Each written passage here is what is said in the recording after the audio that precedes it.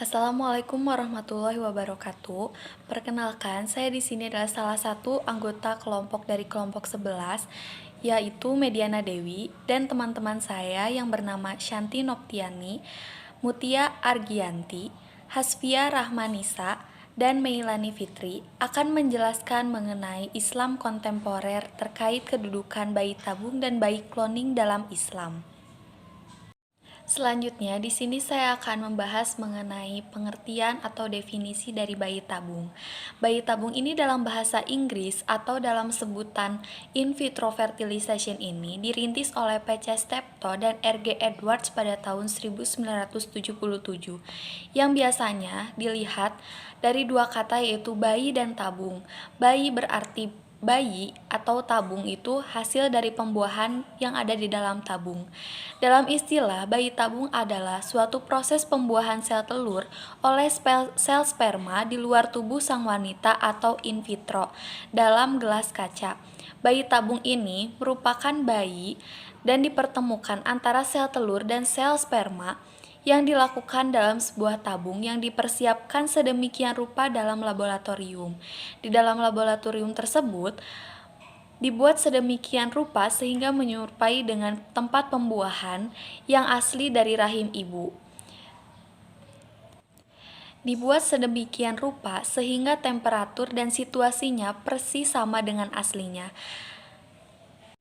Selanjutnya di sini saya akan membahas mengenai pengertian dari bayi cloning. Bayi cloning ini atau bayi hasil pengkloningan manusia adalah teknik membuat keturunan dengan kode genetik yang sama dengan induknya yang berupa manusia. Proses cloning tersebut diantaranya seperti mempersiapkan sel stem, kemudian sel stem itu diambil dengan mengandung informasi genetik yang kemudian dipisahkan dari sel, kemudian mempersiapkan sel telur, lalu dilanjut dengan inti sel dari sel stem yang diimplantasikan ke sel telur, kemudian sel telur dipicu, terjadi pembelahan dan pertumbuhan, kemudian sel embrio terus membelah dan memisahkan diri, hingga embrio tumbuh dalam rahim dan menjadi bayi dengan kode genetik yang persis sama dengan sel stem yang didonor. Nah, dari pengertian dan proses hasil cloning tersebut, cloning dapat menghasilkan individu baru dan mempunyai sifat genetik yang identik sama. Saya di sini akan melanjutkan tentang hukum serta dalil-dalil bayi tabung dan bayi cloning. Hukum bayi tabung yang pertama mendatangkan pihak ketiga sehingga haram. Nadwa al-Inzab bidaulil Islam bermusyawarah tentang bayi tabung ini bahwa bayi tabung hukumnya diperbolehkan secara syar'i apabila dilakukan oleh suami dan istri yang masih mempunyai ikatan suami istri dan bisa dipastikan jika tidak terdapat campur tangan nasab lainnya. Yang kedua, bayi tabung pada masa idah hukumnya haram apabila metode yang dilakukan yakni bayi tabung dan sesudah wafat sang suami, maka para ulama juga memiliki perbedaan pendapat dan tetap mengharamkannya. Yang ketiga, diperbolehkan dalam ikatan suami dan istri apabila buatan atau bayi tabung dilakukan saat masih berada dalam ikatan suami istri, maka metode tersebut diperbolehkan. Yang keempat, bayi tabung dengan jenis kelamin sesuai keinginan. Bayi tabung dilakukan untuk menghasilkan anak dengan jenis kelamin yang sesuai dengan keinginan memiliki dua rincian. Yang pertama, memiliki tujuan untuk menyelamatkan penyakit keturunan. Kedua, tidak diperbolehkan jika hanya mengikuti keinginan. Yang kelima, sperma atau air mani dikeluarkan dengan cara yang tidak tepat. Apabila sperma yang ditabung tersebut milik suami istri, tetapi cara mengeluarkannya tidak muhtaram, maka hukumnya haram. Yang kedua, dalil syar'i dasar hukum mengharamkan bayi tabung. Yang pertama terdapat surat Al-Isra ayat 70. Dan sesungguhnya kami telah muliakan anak-anak Adam, kami angkat mereka di daratan dan di lautan. Kami beri mereka rizki dari yang baik dan kami lebihkan mereka dengan kelebihan yang sempurna atas kebanyakan makhluk yang telah kami ciptakan. Yang kedua, dalam surat At-Tin ayat 4. Sesungguhnya kami telah menciptakan manusia dalam bentuk yang sebaik-baiknya. Yang ketiga, hukum bayi cloning. Dalam hukum Islam, cloning termasuk masalah ijtihadiyah karena hal tersebut tidak diatur secara jelas dalam Al-Quran dan As-Sunnah. Tujuan hukum Islam ada 5. Yang pertama, memelihara agama. Pemeliharaan ini merupakan tujuan pertama dalam hukum Islam. Yang kedua, memelihara jiwa. Hukum Islam mewajibkan kaum muslim memelihara hak manusia untuk hidup dan mempertahankan kehidupannya. Yang ketiga, memelihara akal. Pemeliharaan akal ini dipentingkan oleh hukum Islam karena tanpa akal yang sehat, manusia tidak mungkin menjadi pelaku dan pelaksana hukum Islam. Yang keempat, memelihara keturunan. Pemeliharaan keturunan dimaksudkan agar kemurnian darah dapat dijaga dan kelanjutan umat manusia dapat diteruskan. Yang kelima, memelihara harta. Karena harta adalah pemberian Tuhan kepada manusia agar manusia dapat mempertahankan hidup dan melangsungkan kehidupannya. Selanjutnya, 3. Perbedaan pendapat para ulama tentang hukum bayi tabung dan bayi cloning. Menjalani program bayi tabung merupakan ikhtiar suami dan istri untuk mendapatkan keturunan. Apabila inseminasi buatan atau bayi tabung dilakukan saat masih berada dalam ikatan suami istri, maka metode tersebut diperbolehkan oleh kebanyakan ulama. Nadwa al-Injab fi Dawil Islam yang merupakan sebuah musyawarah para ulama di Kuwait 11 Sa'ban 1403 Hijriah atau 23 Maret tahun 1983 sudah berdiskusi mengenai bayi tabung ini dan menghasilkan keputusan. Keputusannya yaitu bayi tabung diperbolehkan secara syar'i apabila dilakukan antara suami dan istri masih mempunyai ikatan suami istri dan bisa dipastikan jika tidak terdapat campur tangan nasab lainnya. Majelis Ulama Indonesia atau MUI sendiri sudah mengeluarkan fatwa soal bayi tabung.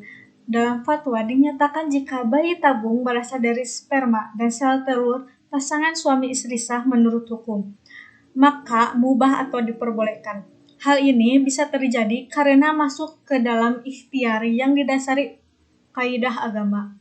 Akan tetapi, para ulama melarang penggunaan teknologi bayi tabung dari pasangan suami istri yang menggunakan rahim perempuan lain sebagai sarana dan ini adalah haram hukumnya.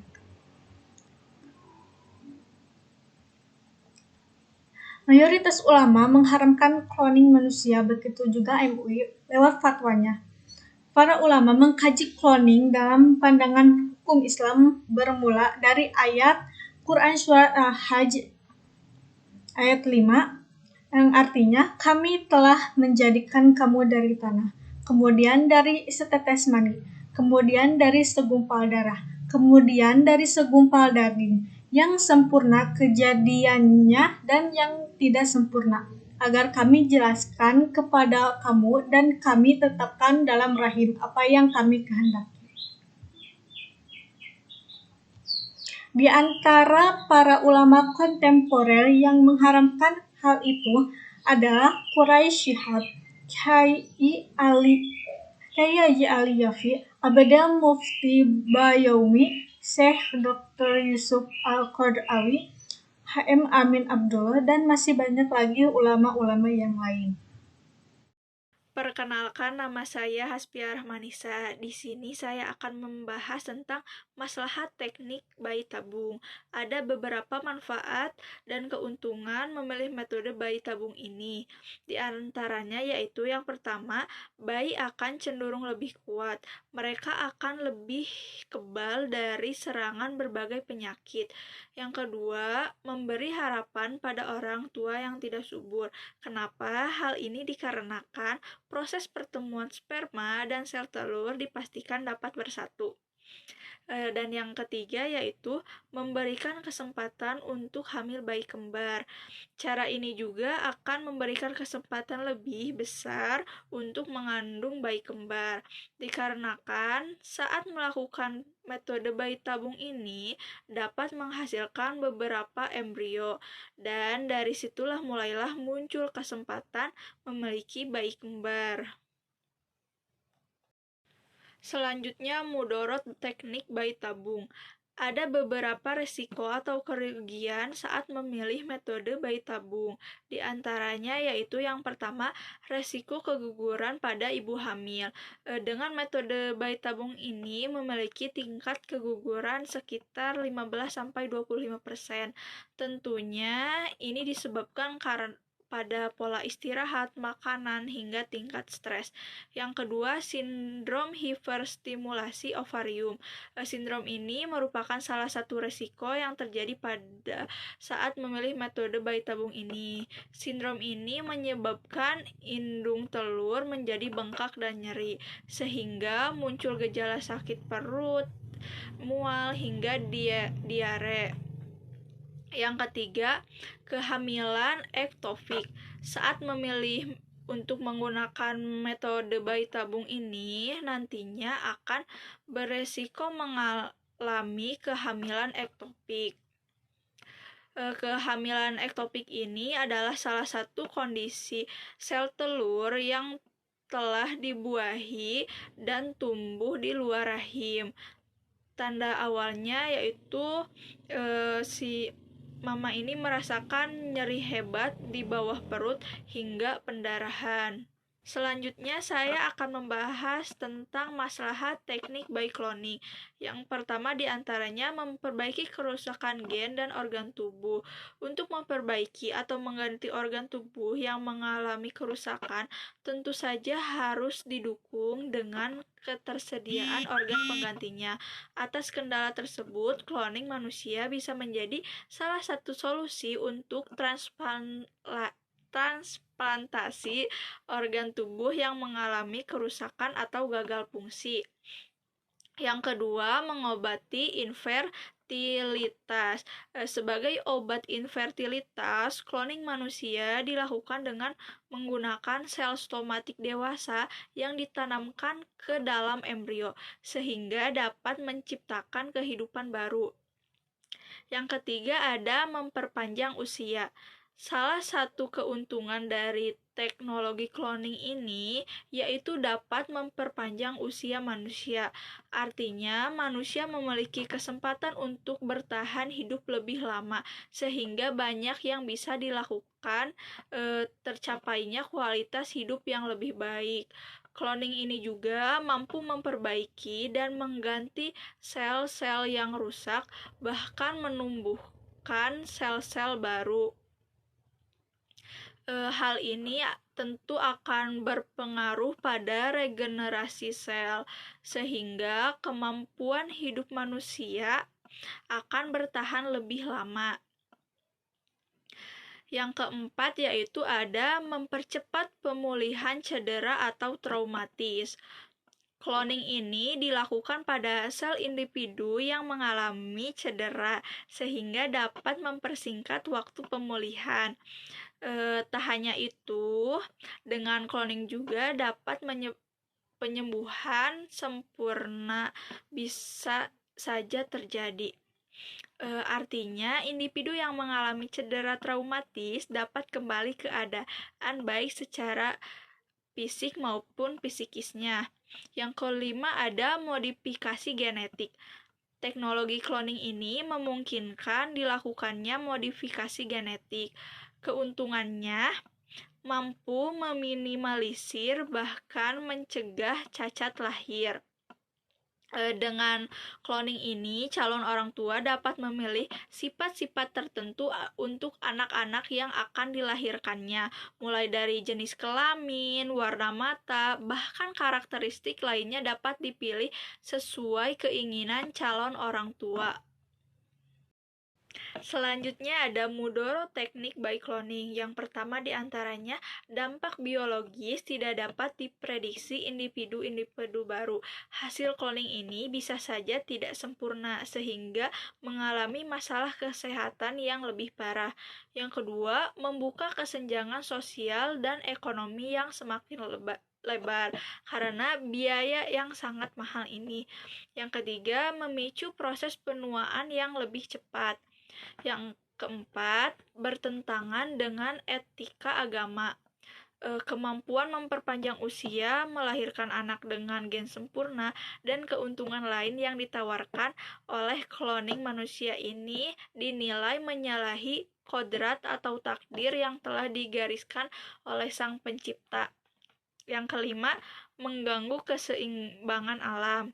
Yang keenam, ada mendegrasi nilai kehidupan manusia.